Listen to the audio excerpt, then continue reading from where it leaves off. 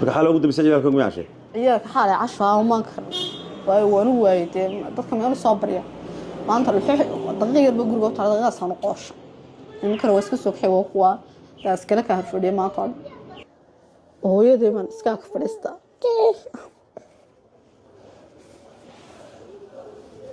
markii kugu darantay waa markii carruurta waxa ugu waayay bay ku daranta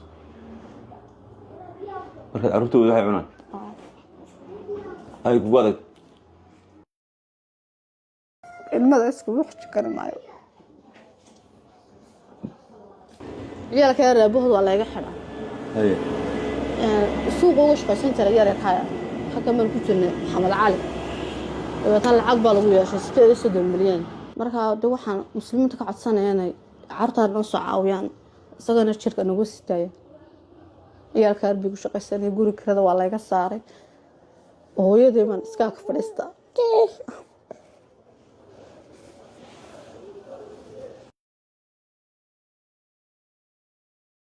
marka waxaan doonaynaa loo soo daayo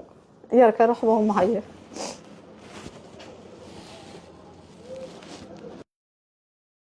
waxa la xan yarka ruuxaya ma jirto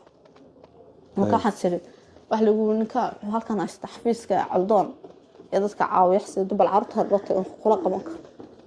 guriga antana waa laga soo saaray wax lagu yiri iska tag labada ciyaar wax bay baran jiro wax lagu yiri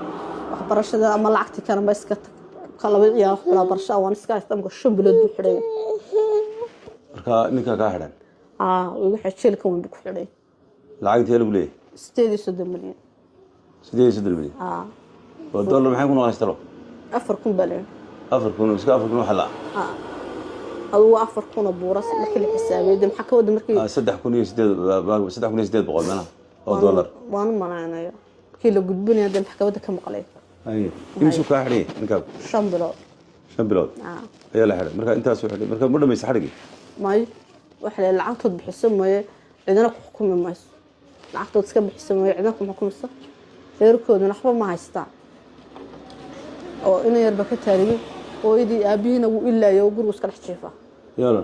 aabihiina wuu ilaayo ilmu beera guriga iska dhex joogo hooyadina waa iska raq waxba ma haysato isaga dadka wax xoogsan jiray waa khaaninki wuxuu ilaa lacagtay siiso cidina ku xukumi mayso maxkamada ku tii xerariye xukumay marka uu xarkaga gosto wuxuu kama xarku ma xukumayo marka wali lama xukumin ma xukun ma leeyahay balgoon lacagtood bixiso way xukun cidina ku xukumi mayso 10 sano hadaad xidhnaato lacagtu waa laga rabaa sabuna cid ka bixisa ma haysto kaasan degan shacab ay degan hooyadii waa degan la jooga la joogay aan saddex wada ku haystaa guriga laga soo saaray guriga laga saaray bishii wax ma jiray 9 dollar 9 dollar waa laga soo saaray wax lagu iskaga baxay marka loo bilood ku jira ee lagu naga baxa dadka waa iskaga soo guuri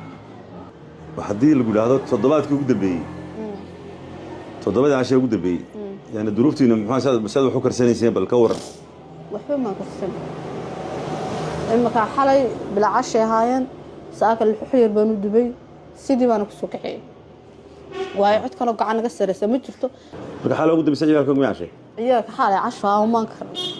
waanu waayay dadka meel soo barya maanta daqiiqad guriga u taala daqiiqad sano qoosh ninkana waa iska soo kaxay waa kuwa taas kale ka harfadhiya maanta maxaa kugu weyn imika maxaa doonaysaa lagu la qabto waxay ugu weyn horta isaga naloo soo daayo waayo isagu ma duruufteeda buuxin kara intuu xidhan yahayna waxna la siiyo waxna la taro ayaan codsanaya hooyadii aan ubadka la galana la siiyo dii la heli karay waayo hooyadii sanduuqyada ku jirta sanduuqda ma wajibsan alaabteedu waa rasaysan tahay maalintii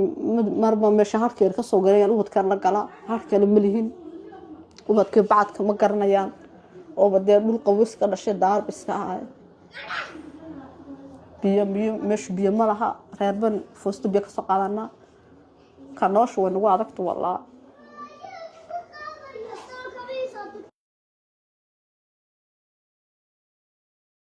ilmada isku wax jikar maayo markaan wad xabo way wasteena sigana wuxuu waranay waxaan ana ma keenta carruurta iska ka wareegaysa cid kaan ugu caawadana aan haysan markay kugu darantay waa markee كعرت حاجة هواي بقدرت markaad carruurtooda waxay cunaan ay kugu adag marka maxaad samaysaa maxaad ku dhaqaadaa وما السنة مدير ولا مقالة شو نقرأ كل طبعا كنا برشي صدر دايس walaalayaal waad maqlayseen walaasheen fariinteeda waa gabadha wadata carruurta saddexda carruurtooda صدحها saddexda yar bay wata